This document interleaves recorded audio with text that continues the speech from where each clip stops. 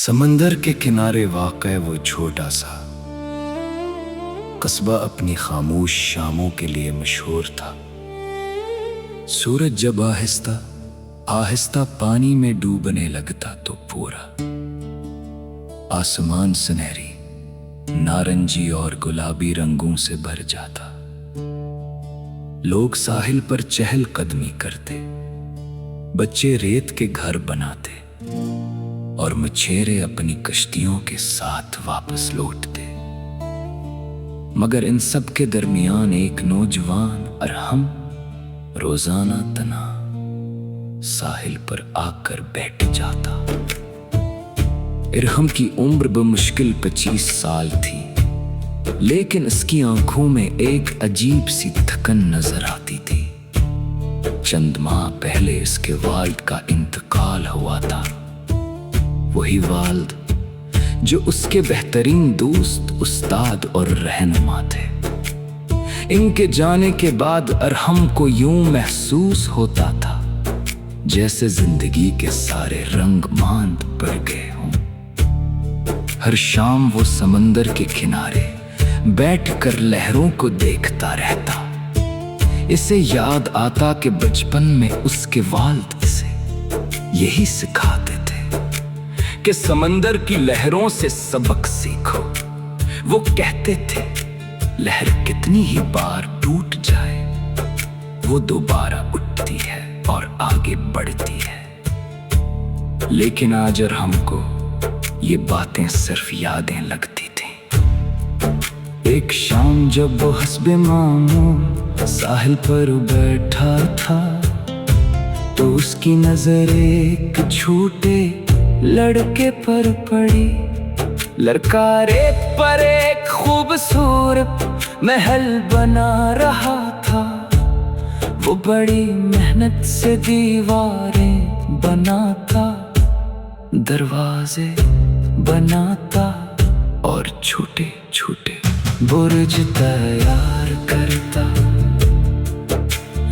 और हम खामोशी से उसे देखने लगा। कुछ देर बाद एक बड़ी लहर आई और पूरा रेतीला महल बहा ले गई। और हमने सोचा कि अब ये बच्चे जरूर रोएगा, मगर हैरत अंगेज तौर पर लड़का हंसने लगा। फिर उसने दोबारा रेत जमा की और नया महल बनाने लगा। और हम खुद को रोक ना सका। तुम्हें बुरा नहीं लगा? लड़के ने मुस्कुराकर जवाब दिया, क्यों? तुमने इतनी मेहनत की थी और सब खत्म हो गया। लड़के ने रेत हाथ में लेते हुए कहा, खत्म कहाँ हुआ, मैं दोबारा बना लूंगा। ये सादा सा जवाब अरहम के दिल में कहीं गहराई तक उतर गया। इस रात वो काफी देर तक इस बारे में सोचता रहा। इसे एहसास हुआ कि वो खुद भी जिंदगी के एक टूटे हुए महल के सामने बैठा था। वो बार बार इस नुकसान को देख रहा था जो हो चुका था, मगर उसने ये नहीं सोचा कि अभी बहुत कुछ बाकी भी है। अगले दिन उसने एक पुरानी अलमारी खोली जिसे वो कई महीनों से हाथ नहीं लगा रहा था। अंदर इसके वालिद की चीजें रखी थी, कपड़े, चंद तस्वीरें, कुछ किताबें और एक पुरानी डायरी। तजस्सुस में उसने डायरी खोल ली। इसके बाद अक्सर अपने ख्यालात इसमें लिखा करते थे। एक सफ़े पर लिखा था, अगर कभी जिंदगी तुमसे कोई कीमती चीज ले जाए तो सिर्फ नुकसान को मत देखना, ये भी देखना कि तुम्हारे पास अभी क्या बाकी है। और हम काफी देर तक ये जुमला पढ़ता रहा। इसके बाद इसने डायरी के कई और सफ़हात पढ़े। हर सफ़े में उम्मीद, सब्र और जिंदगी से मोहब्बत का पैगाम था। दिन गुजरते गए फिर हमने आहिस्ता आहिस्ता खुद को संभालना शुरू किया।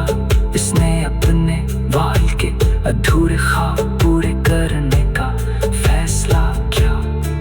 वो एक छोटी लाइब्रेरी काम करना चाहते थे ताकि कस्बे के बच्चे मुफ्त किताबें पढ़ सकें। और हमने अपनी जमा पूंजी से काम शुरू किया। इब्तिदा में मुश्किलात बहती जगह का इंतजाम, किताबों की खरीदारी और घर अखराजा।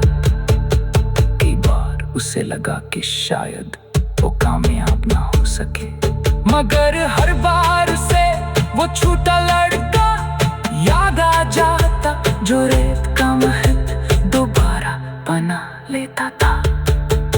महीने की मेहनत के बाद आखिरकार लाइब्रेरी तैयार हो गई। इफ्तिताह के दिन जब बच्चे खुशी खुशी किताबें लेने आए तो अरहम की आंखें नम हो गई। उसे महसूस हुआ जैसे इसके बाद कहीं करीब खड़े मुस्कुरा रहे हों। शाम को वो दोबारा समंदर के किनारे गया। सूरज गुरूब हो रहा था और लहरें पहले की तरह साहिल से टकरा रही थी।